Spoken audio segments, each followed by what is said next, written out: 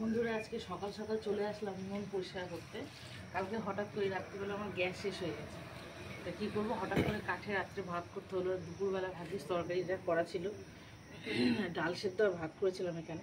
আর সকালবেলা এখনও আমার গ্যাস আসেনি, যেহেতু গ্যাসের সিলিন্ডার একটাই আমার, ডবল নয়, এই জন্য একটু অসুবিধা হয়েছে। ডবল করি না আর কি, দুটো সিলিন্ডার রাখার জায়গা নেই ঘরে। তো এবার এখানটায় চা করা হয়েছে সকালবেলা, ভাবলাম একটু লেবে পুছে রাখি, পরিষ্কার করে রাখি। আর অনেক কদিন ধরে এখানে পরিষ্কার করা হচ্ছিল না, ভেঙেও গেছিলো, এই দিকটা ঠিক করলাম মাটি দিয়ে। শোনা যাচ্ছে না আমাদের একটু ভিডিও। তো বন্ধুরা সকালবেলা উনুন পরিষ্কার করে ওই জায়গাটা উনুনটা ঠিক করে লেপে টেপে উঠোন ঝাড় দিয়ে চলে আসলাম বাসন মাজতে। বাসন মেজে স্নান করবো, দেখে ঘর থেকে চলে এসেছি, ঘরের কাজ মোটামুটি সেরে। তো কালি বাসন মাজতে হবে, কাঠে ভাত হয়েছিল, দেখা হবে পরে। তুলাশ্রী দিয়ে আসো, একটু পাউডার দিয়ে দেবো। তো সকালবেলা স্নান করে ঘরে চলে আসলাম, আর মিটি সোনাকে ডাকছে, ওকে চেঞ্জ করে দিলাম বাসি জামা কাপড়। এবার বলছে আর একটু টিপ পরিয়ে দিই, একটু পাউডার দিয়ে দিই, চুলটা বেঁধে দিই। চুলটা তো বড় হয়ে গেছে, কথাই শোনা না। আসো আসো, না চুলটা বেঁধে দেবো। গাডার কোথায়, গাডার কোথায়, তোমার গাডার কোথায়? এই যে গাডার, আমি করে দিচ্ছি। তো উঠে পড়ো। তা মিঠি সোনাকে এই যে টিপ পরিয়ে দিলাম, দেখি মুখটা দেখি কিরকম হয়েছে। এ বাবা, চক্কল চোখের পাতা বন্ধ করো, কালি লেগে গেল। কি মানে অবস্থায়, চোখের পাতার মধ্যে কি এরকম করে ডলা যায় নাকি? এই বাতটা দিয়ে ওকে কান পরিষ্কার করার বাত, এটা দিয়ে টিপ পরাই, টিপটা গোল হয়, আমারও হাতে কালি লাগে না, সেটাই চোখের পাতার মধ্যে দিয়ে দিয়েছে। দুষ্টু। আচ্ছা বন্ধুদের একটু গুড মর্নিং বলো। বন্ধুরা কেমন আছো তোমরা বলো? আশা করছি খুব ভালো আছো, আমরাও অনেক ভালো আছি বলো। আমাদের আর একটা নতুন ব্লগে তোমাদের অনেক স্বাগত বলো। তোমরা কোথা থেকে দেখছো আমাদের একটা লাইক করো। দাঁড়া, আমার ক্যামেরার মধ্যে হাত পড়ে যাচ্ছে। হয়েছে না, ওই যে ফোন করছে সায়ন, মানে ফোন করলে স্ক্রিনের মধ্যে নামটা ফুটে ওঠে, তো মানে এস অক্ষরটা খুব ভালো করে বোঝে। ওর বাবার যেহেতু নাম এস দিয়ে শুরু হয়, আর ওর দাদার বন্ধু আছে একটা সায়ন নাম, এস দিয়ে শুরু হচ্ছে। আর এই নামটা যখনই এরকম কিছু ফুটে ওঠে এই ইয়েটা দিয়ে, তখনই ও ভাবে তোর বাবা ফোন করছে। না ঠিক আছে, দেখি ফোনটা ধরি, বন্ধ হয়ে গেলে তো কি করবো। তো চলো সকালের জল খাবারটা বানিয়ে নিই, রুটি বানিয়ে নিই, তারপর আবার দেখা হবে পরে। চলো আটা। বন্ধুরা রুটি হয়ে গেছে, সকালের রুটি আর আলু চচ্চড়ি। এই যে আলু চচ্চড়ি হচ্ছে, আসলে গ্যাসটা যে এসেছে সেটা আর বলতে ভুলে গেছি। তখন আসলে ফোনটা হাতে নিলেই না মেয়ে খালি বলে একটু কার্টুন চালিয়ে দাও, এটা চালিয়ে দাও, ওটা চালিয়ে দাও। এই যে রুটিও হয়ে গেছে, গরম রুটি। হ্যাঁ এই যে রান্না করছি সেটা বলছি। ওই যে আবার চলে এসছে, পক করছে, কথা বলছে। কোনগুলো চালাবো, আমি এগুলো করছি কেন?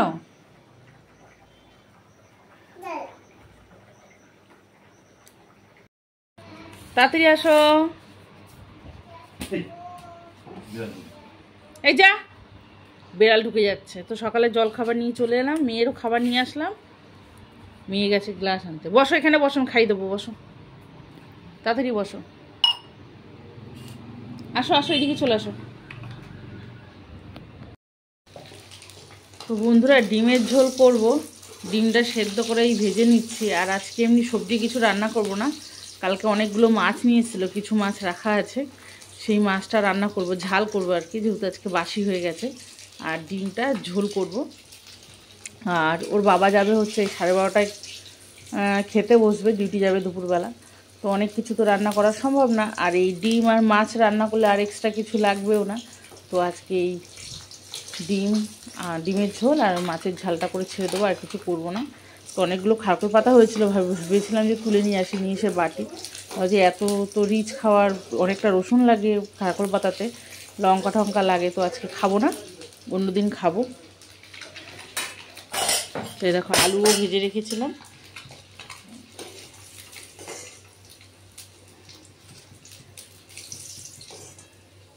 তো রান্নাটা করে নিই, দেখা হবে তারপরে।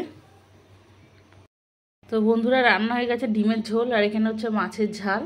তো আজকে সবজি টবজি কিছু করলাম না, ছেলের খাতা দেখাবে, এখন যেতে হবে স্কুলে, এই কারণে। তো আজকে এই অবধি, আর আচার আছে, ব্যাস হয়ে যাবে। তো দেখা হবে আবার পরে, স্কুলে যাই তারপর। তো বন্ধুরা এখন যাব হচ্ছে ছেলের খাতা দেখাবে স্কুলে যাব। ছেলেকে নিলাম, আর ওর বাবা তো ডিউটি যাবে, তো মেয়েকে নিয়ে নিলাম সঙ্গে। কেন মেয়েকে রাখলে পরে যদি আমার আসতে দেরি হয়, ওর বাবা কোথায় কার কাছে রেখে যাবে। এখন বাজে 1টা বাজে। হ্যাঁ, এই ক্যামেরায় হাত পড়ে যাচ্ছে। তো এবার কোনোরকম ঘুরোঘুরি করে রান্না বান্না সারলাম, সেরে বেরালাম। চোখ মুখে কী অবস্থা, ঘুরোটা তুলতে হবে, যাবো সময় পাচ্ছি না। মা দাঁড়াও, জুতো বের করবো। তো যাই ঘুরে আসি। হ্যাঁ চলো। তো এই পার্কটা পার হলে স্কুল, বেশি সময় লাগে না, বাড়ি 3 মিনিট লাগে না রে, 2-3 মিনিট লাগে হেঁটে। তো পৌঁছে যাবো এক্ষুনি। ডান দিকেটা হচ্ছে মেয়েদের স্কুল। তো চলে এলাম বন্ধুরা স্কুলে।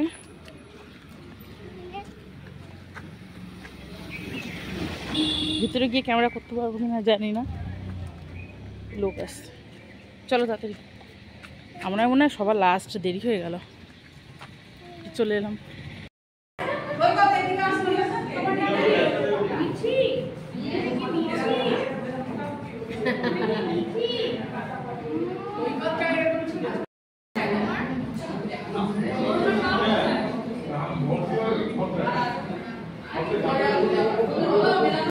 মেয়েদের সাথে দেখা হয়েছে, পারমিতা ম্যামের সাথে দেখা করিয়ে দিতে বললো অন্য সব ম্যামেরা, নাহলে আবার কষ্ট পাবে মেয়েকে নিয়ে।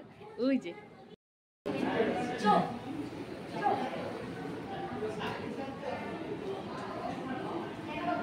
ভালো আছো? তো ম্যাম তো পেয়ে নিয়ে চলে গেছে। কোথায় পারমিতা ম্যাম? ঠিক আছে, আমি দাঁড়াচ্ছি। হ্যাঁ,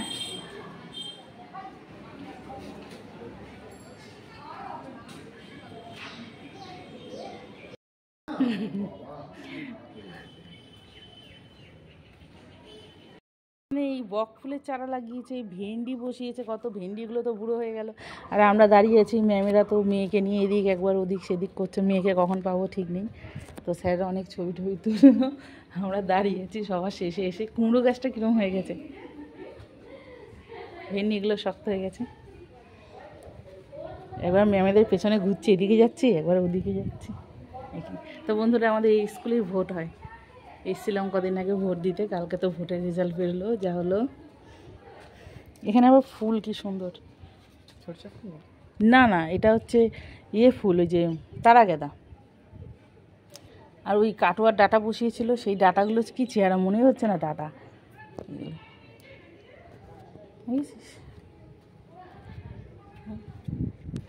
আর এটা হচ্ছে ভুট্টার গাছ, বাবান চিনিস? ভুট্টা গাছ, ভুট্টা হবে কদিন পরে, কুল হবে, কুল খাবি। হ্যাঁ হ্যাঁ, অবশ্য স্যার দিতে পারে তোকে। সেই বেগুন নিয়ে গেছিলেন না? তো এখান থেকে ওদের স্যার আবার কতগুলো বেগুন ডাটা তুলে দিয়েছিল একদিন, সে বেগুন ভেজে দিয়েছিলাম, তুই খেয়েছিলি তো। ভিডিওটা আর বড় করবো না, চলো চলো। তো দেখুন বন্ধুরা, ও ঘরেই যেতে চাইছে না, ওখানে ম্যামেদের কাছে চলে যাবে। একবার এর খোল, একবার তার খোল, আমরা খালি দাঁড়িয়ে রয়েছে এক কোনায়, ওকে নিয়ে নিয়ে সবাই চলে যাচ্ছে। জিজ্ঞেস করলাম হাইস্ট নম্বর কে পেয়েছে, বুঝেছো? তো ম্যাম বলছে কি কে পাবে, সৈকত ছাড়া আবার কে পাবে। আমি ম্যামের নাম জানি না অত, ফর্সা করে মুনমুন ম্যাম, উনি ফোন করেছিল না। থেকে তো চলে এলাম খাতা দেখে, হাইস্ট নম্বর ছেলেই পেয়েছে। আর ছেলেকে তো দেখলেন, সব স্যার ম্যামরা খুবই ভালোবাসে, আর মেয়েকে তো ভালোবাসেই। মেয়েকে তো পাচ্ছিলামই না, আবার মেয়েকে রেখে যেতে পারতাম, আমি রৌদ্রের মধ্যে নিয়ে যেতাম না। আবার গেলে পরেই বলবে প্রত্যেকটা ম্যাম ধরবে যে মেয়েকে কেন নিয়ে আসলেন না, মেয়েকে কেন নিয়ে আসলেন না, আবার হয়তো নিয়ে যেতে হতো। সেই জন্য আবার নিয়ে গেলাম ওকে সঙ্গে করে। নিয়ে গিয়ে তো আমরা বেরোবো, ওর বাবা বেরোবে, আমরা চলে আসছি, তাও দেখি মেয়েকে নিয়ে একজন এদিকে নিয়ে চলে যাচ্ছে, ওদিকে নিয়ে চলে যাচ্ছে।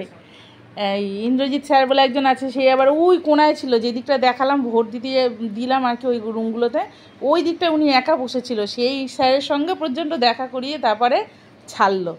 তো এইমাত্র এসে পৌঁছলাম। আর ছেলে তো নম্বর মোটামুটি ভালোই পেয়েছে।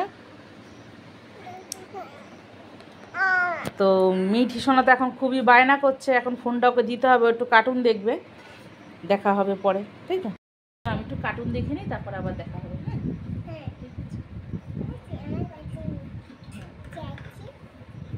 তো বন্ধুরা দেখুন, এই যে আম দুটো কালো হয়ে গেছে, এইগুলো কিন্তু কেনা আম, আর এই দুটো হচ্ছে আমাদের গাছের আম।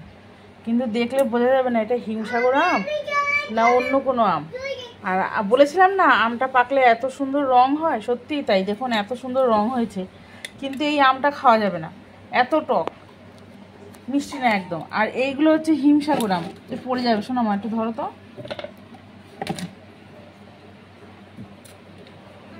পড়েই গেল।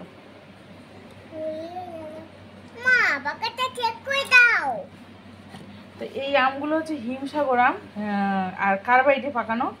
তা আম নিয়ে এসেছিলো 1 কেজি মতন, একটা পুজো দিয়েছিলাম আর দুটো খেয়েছিলাম। হিমসাগর 4-5টাতে 1 কেজি হয়ে যায়। দুটো খেয়েছিলাম, খেয়ে আর এই দুটো কেউ খায়নি, এই যে ফেলে দিতে হবে এখন আমার। ওটা রেখে দাও মা। সন্ধ্যাবেলায় আমরা চা খাচ্ছি, এই যে চা, আর ওকে দিয়েছি দুধ কর্নফ্লেক্স। খেতে হচ্ছে বলে কত কষ্টই, দেখো ওর গালে কেন লেগেছে, এইখানে কেন লেগেছে, মুখে কেন লেগেছে, ও খাবে মুখে লাগবে কেন, ওই দেখো মুখটাকে কেমন করছে দেখো। আমরা তো ছোটবেলায় এরম করে খেতাম, সারা মুখে লেগে থাকতো।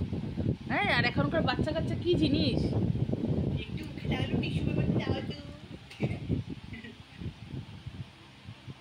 বস বস।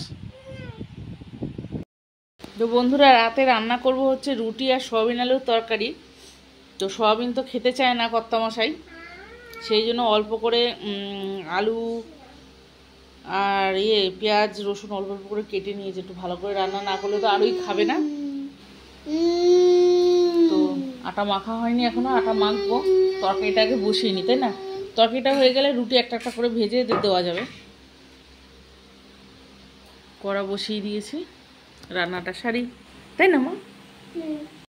তো বন্ধুরা তরকারি তো ওই ঘরে বসিয়ে দিয়ে চলে আসলাম, এখানে এই ঘরে পালিয়ে এসেছি আর কি, ক্যামেরার মধ্যে হাত করছি।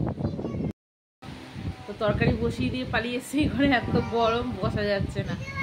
আর ছেলেকে ভিডিওতে নেব কি, ওকে কখনো কখনো নিয়ে ফেলি, কিছু করার নেই। মানে ঘরের মধ্যে থাকে তো, ছোট্ট ঘর একটা, এই ঘরটায় আমরা থাকি, পাশে ঘরটায় রান্নাবান্না করি, এর মধ্যেই ছেলে মেয়ে নিয়ে, ছেলের পড়াশোনা সব এর মধ্যেই চলে। আর ছেলের একটা সমস্যা কি, প্রচণ্ড ঘামে, ও এত পরিমাণ ঘামে, মানে যদি এইখান থেকে 2 মিনিট আমাদের এই মোড়ে মাথায় রাস্তায় যদি আমি দোকানে পাঠাই, গেঞ্জি পুরো ভিজে যায়, গেঞ্জিটা পুরো ভিজে মানে চিপড়ালে জল পড়বে। ও গায়ে কিছু দিয়ে রাখতে পারে না, পড়তে যাওয়ার সময় একটা গেঞ্জি গায়ে দেয়, হ্যাঁ, দরদর করে ঘামতে থাকে। ওর বাবা বলে কি এত ঘামিস কেন তুই, সারা গা দিয়ে জল একদম বৃষ্টির জলের মতন ঝরে পড়ে, কি করে হয় যায় না, এটা কোনো সমস্যা নাকি কি কেন বুঝি না। মাঠে যায়, খেলতে যায়, একটা গেঞ্জি গায়ে দেয়, মাঠের থেকে আসে, গেঞ্জিটা চিপড়ায় জল পড়ে, গেঞ্জিটা চিপড়ালে জল পড়ে। তো একটা হোমিওপ্যাথি ডাক্তার আছে আমাদের, মানে ওর বাবাও অনেক অল্প বয়স যখন তখন থেকে দেখাতো, তো ছেলেকেও এই বিষয় নিয়ে আলোচনা হয়েছে। তো উনি বলছে যে এই বয়সে এরকম হবে, আস্তে আস্তে বয়সের সাথে সাথে, বয়স বাড়ার সাথে সাথে আস্তে আস্তে কমবে, জানি না কমবে কি কমবে না। আর আমাদের ঘরেও খুব গরম, তোকে সবসময় নিতে পারি না, খালি গায়ে থাকে গরমে, কিছু করার নেই, কিছু মনে করবেন না আপনারা। আর ও ছেলের কথা শুনেই আমি একটু হাসছিলাম আর কি। তো ছেলে যেখানে ইংলিশ পড়ে সেখানে ওই জেঠিমা হঠাৎ করে বলছে, মানে ছেলেকে ক্লাস 8 অবধি মানে মানে আর কি আর্টস গ্রুপ ইংলিশ সব একসাথে ইয়েতেই পড়তো, এক জায়গাতে পড়তো। সায়েন্স গ্রুপটা শুধু আলাদা করে দিয়েছিলাম 8টা।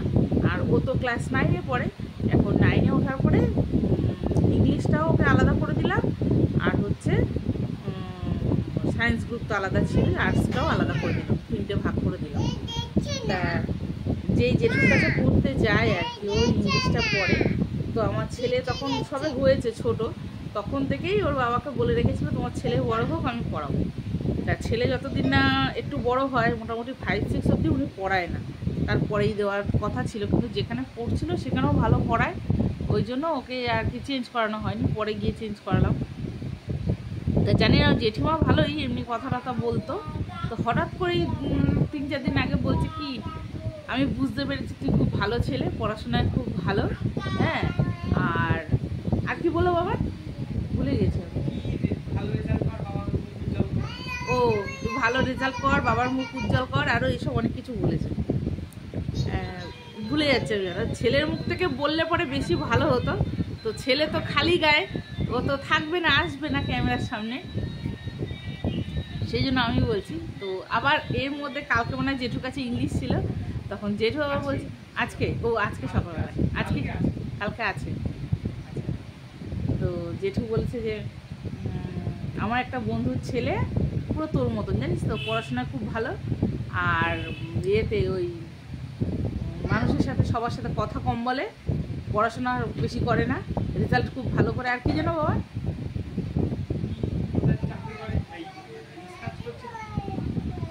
রিসার্চ করছে অঙ্ক নিয়ে বললো, কেমন যেন লাগছে।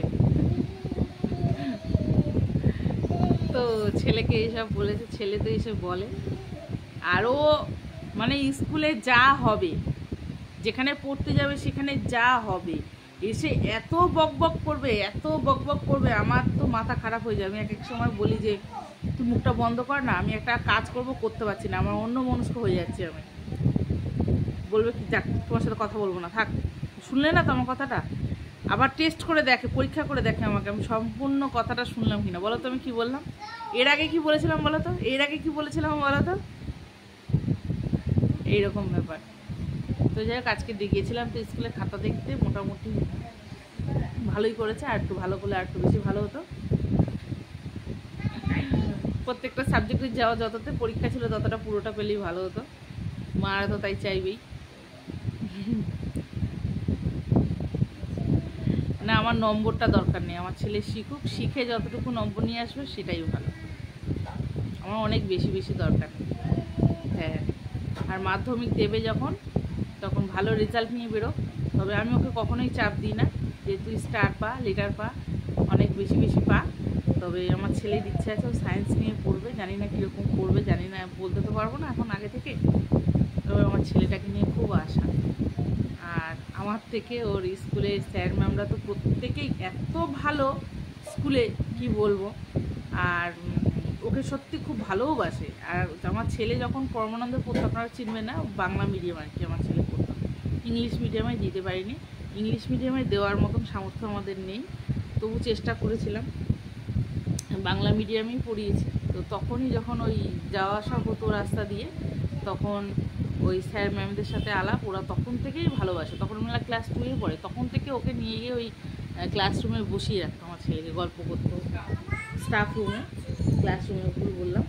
তো আবার মাঝে মধ্যে বাড়ির থেকে নিয়েও যেত, আমার বাড়িতে এটিএম ছিল আর কি, তো তখন টাকা তুলতে আসতো ম্যামরা, ওকে নিয়ে যেত সঙ্গে করে।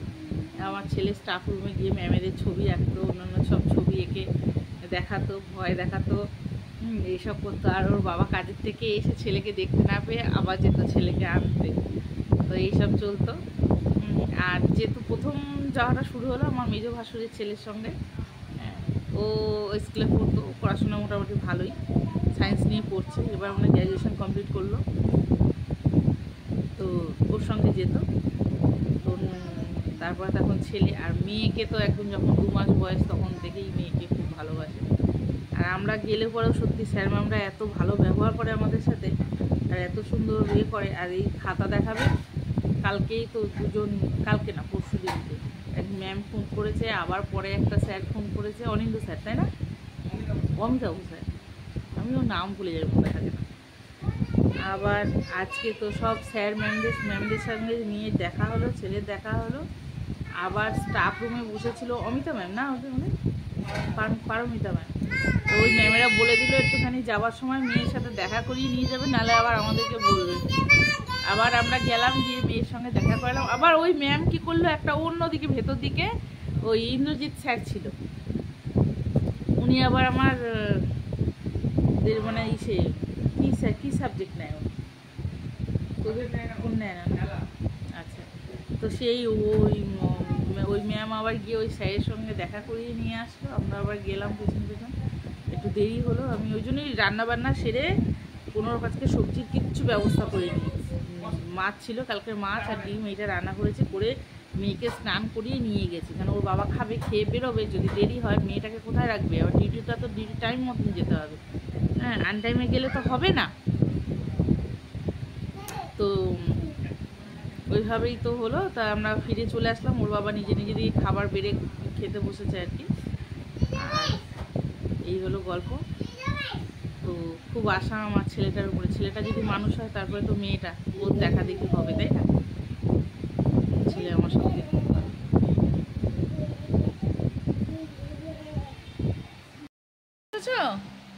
আচ্ছা বাবা, জল নিয়ে আয়। তো বন্ধুরা, রাতে খাবার হয়ে গেছে, হাতে আটা মেখেছ, দাদা খাইয়ে দেবে তোমাকে, তুমি বসো, দাদা ভাই খাইয়ে দেবে। তো বন্ধুরা, রাতের খাবার নিয়ে চলে এসেছি, রুটি আর সয়াবিন আলুর তরকারি। তো ওরা খেয়ে নেবে, ছেলে আর মেয়ে খাক, আমি ওদিকে যাব রুটি করতে।